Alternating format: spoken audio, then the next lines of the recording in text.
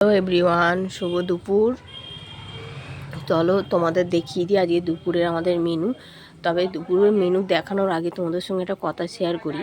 তো আমার শরীরটা কাল থেকে একদম ভালো না, জ্বর সর্দি হয়েছে। তো আমি কাল থেকে রিলস ওই জন্য করছিলাম না। তো আজ যদি শরীর ভালো থাকে বিকেলের পর থেকে আমি রিলস করতেও পারি, আর নাও পারি আজকে।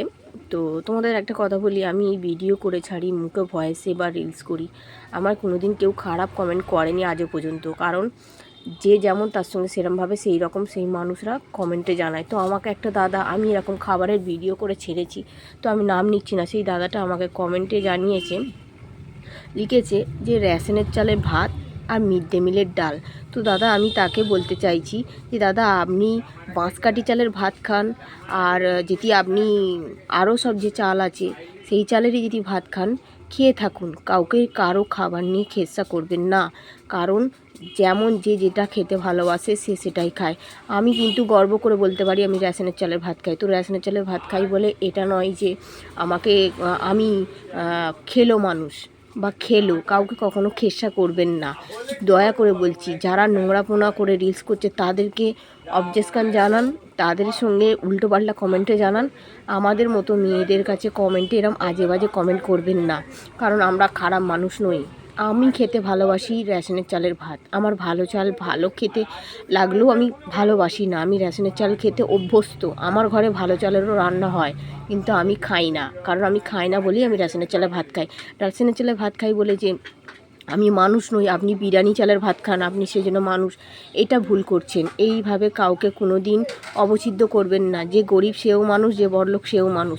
তো চলো আমি তোমাদেরকে দেখিয়ে দিই আমাদের আজকে দুপুরের মেনু।